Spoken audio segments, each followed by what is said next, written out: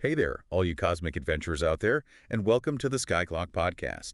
Ready for your own personalized deep dive into the universe's game plan for today, January 8th, 2025. Oh, it's going to be a wild ride. Trust me, you do not want to miss this sneak peek into the cosmic weather. We've got a real celestial cocktail party brewing up there. Ooh, I'm already intrigued. So who are the cosmic VIPs gracing us with their presence at this celestial soiree? Well, first up, we got to give a shout out to the sun shining bright in Capricorn. Capricorn, the sign of ambition and getting things done. I'm already feeling motivated. It's all about those long-term goals, laying down a solid foundation for the future. So less dreaming, more doing. Yeah, exactly. Like finally getting around to organizing that sock drawer, but for your whole life. Okay, I like that analogy. Yeah. So with the sun at 18 degrees Capricorn, what does that mean for us in practical terms? Well, this energy is especially potent for creating structure in your professional life. Well, this is getting good. Think about it. Is there a project you've been putting off, or maybe a conversation you need to have with your boss about that promotion? You're reading my mind. Today is the day to get those wheels in motion. This is already sounding super helpful. Now, what about the moon? Where's that lunar lovely hanging out today? The moon's chilling out in Taurus today, soaking up all those sensual vibes. Ooh, Taurus, you had me at sensual vibes. Indulging the senses, finding pleasure in those simple things, cozy nights and delicious meals, maybe even treating yourself to a little something special. I am so here for all of that. But what does this placement mean in terms of the day's energy? It's all about grounding stability, connecting with nature, appreciating beauty, and just generally chilling out. Okay, that sounds pretty amazing. But wait, there's more, right? Oh, there's always more. Hmm. Here's the kicker. We're in the first quarter moon phase. First quarter moon. Okay, remind me what that means. Time to take action on those intentions you set during the new moon. Ah, so it's like the universe is saying, all right, enough daydreaming, let's get to work. You got it. Think of the new moon as planting the seeds, and this first quarter moon is giving those seeds the water and sunlight they need to sprout. So we're nurturing those intentions, helping them grow. Exactly. Take a look at those goals you set and ask yourself, what concrete steps can I take today to move closer to those goals? Okay, I'm starting to see how this all fits together. Now let's talk about Mercury, the planet of communication. Where's that speedy little messenger hanging out today? Mercury just dipped its toes into Capricorn. Capricorn again? Wow, this sign is really having a moment. So our thoughts and conversations are taking a more practical and strategic turn. So less chit-chat, more getting things done right. Right. This is the perfect energy for planning your week, scheduling those important meetings, or finally having that heart-to-heart with your partner about the budget. You're speaking my language. Now let's shift gears a bit and talk about Venus, the planet of love and beauty. What's Venus up to today? Venus is gracing Pisces with its presence. Pisces, the sign of dreams and intuition. I like where this is going. Love is definitely in the air. But it's not just about romantic love. Oh, so we're talking about a deeper kind of love. It's about compassion, empathy, connecting with others on a soul level. I love this energy. It's like the universe is giving us permission to tap into our softer side. Absolutely. Don't be surprised if you feel extra sensitive today. Sensitive in a good way, I hope. Pisces energy is all about soaking up the emotions around you, so it's important to create a space for yourself where you can recharge and process those feelings. Okay, that's good advice. Now let's get into some of the more challenging placements, shall we? I know Mars is retrograde, and that always seems to stir things up. Ah, yes, Mars retrograde. It's not necessarily a bad thing, It's just, Don't leave me hanging. well, it can be a bit of a wild card. Yeah, quite. So where's Mars causing a cosmic ruckus today? It's actually retrograding in Cancer. Cancer, the sign of home, family, and emotional security. Oh. Yeah, this can definitely stir up some emotional intensity, especially around family dynamics and personal security. I can see how that might be a little bit tricky. So what's the best way to navigate this energy? It's about finding a healthier way to express them, Express what? Our emotions. Exactly. It's a time for introspection, for understanding our own emotional patterns, and for learning how to communicate our needs in a way that feels authentic and empowering. That makes a lot of sense. So if we're feeling a bit more sensitive than usual today, it's probably Mars retrograde in Cancer doing its thing. Most likely. And remember, retrogrades are all about revisiting reassessing and reworking things. So use this energy to your advantage. Okay, so how do we do that? Take some time to reflect on your emotional landscape, and don't be afraid to seek support from loved ones or a therapist if you need it. Great advice. Now, I know we have a lot more planetary placements to unpack, We do. but I think we'll pause here for now and pick up the rest in part 2. Sounds good to me. I'm ready for a refill on that cosmic cocktail. Me too. Stay tuned, listeners. We'll be right back with more insights into today's astrological energy. And we're back, stargazers. Ready for more cosmic insights into the astrological energy of January 8th, 2025. Oh, we're just getting started. There's a whole universe of astrological wisdom waiting to be explored. Well then, let's not waste any time. Where were we? Ah, yes, Jupiter, the planet of expansion and good fortune. Where's that lucky planet hanging out today? Jupiter's actually taking a little breather. A breather. Jupiter needs a break. Even the planet of abundance needs a timeout every now and then. Okay, I guess that makes sense. So where's Jupiter taking this cosmic timeout? It's retrograding in Gemini. Retrograding? Remind me what that means again? It just means that it appears to be moving backward from our perspective here on Earth. Ah, okay, got it. So Jupiter's like hit and rewind, reviewing and reassessing things. Exactly. And with Jupiter in Gemini, this retrograde is all about reconsidering our beliefs, expanding our knowledge, maybe even challenging those long-held assumptions.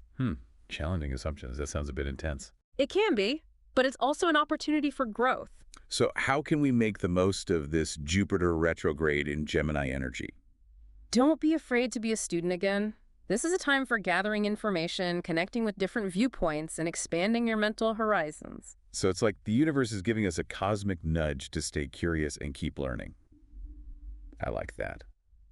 Now let's talk about Saturn, the planet of discipline and responsibility.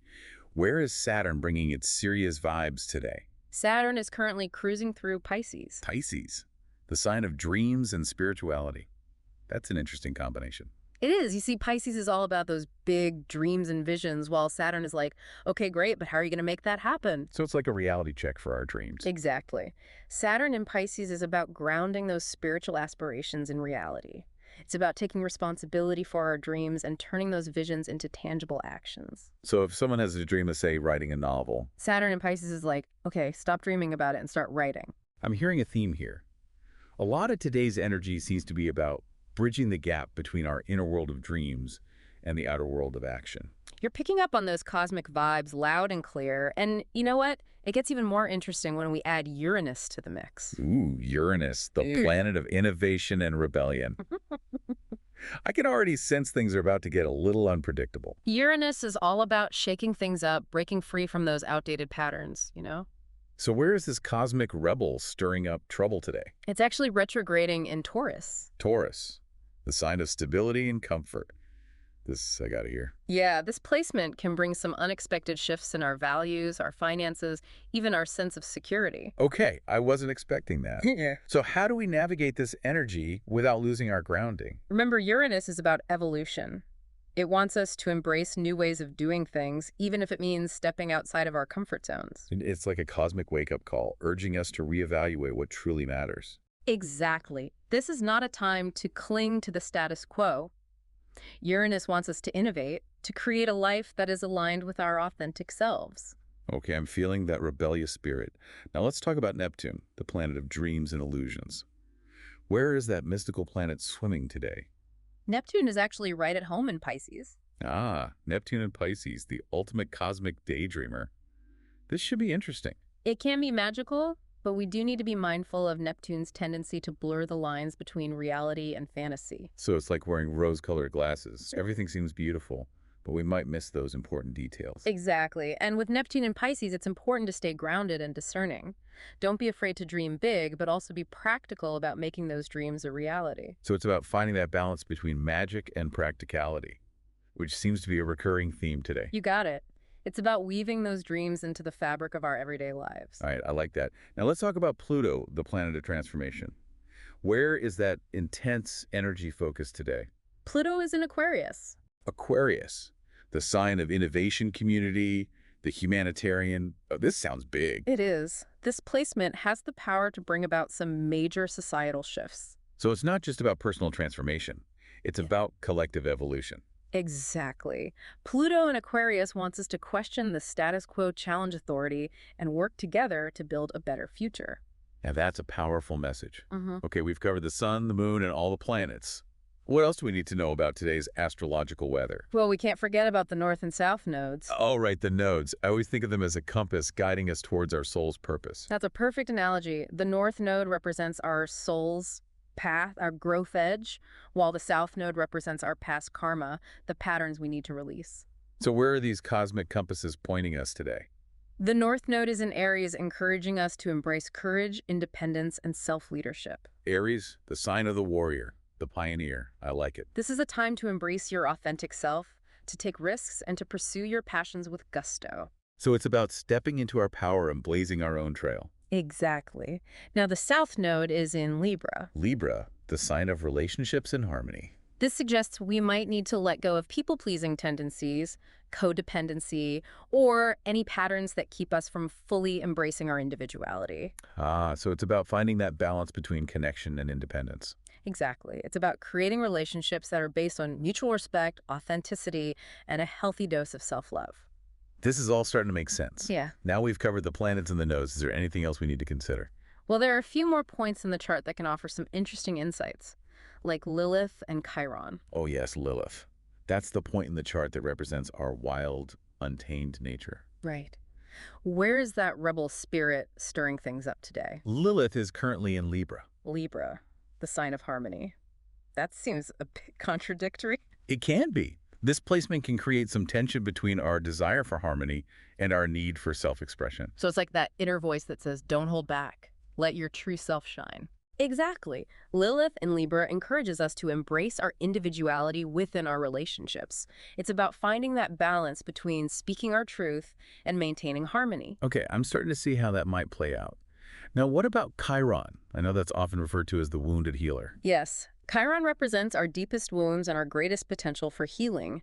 Today, Chiron is in Aries, highlighting wounds related to self-worth, courage, and assertiveness. So it's about confronting those wounds and transforming them into strengths. Exactly. Chiron in Aries is an invitation to embrace our vulnerabilities, to own our imperfections, and to step into our power, even if it feels a little scary. Okay, we've explored so much today, from the sun and moon to the planets and the nodes, even Lilith and Chiron. It's incredible how much astrological insight we've packed into one deep dive. It really is. And, as we've been talking, I keep noticing this recurring theme, like a thread woven through all these different placements. I'm curious, what is it? Well, it's like the cosmos is giving us this gentle nudge to bridge the gap between our inner and outer worlds, That makes sense.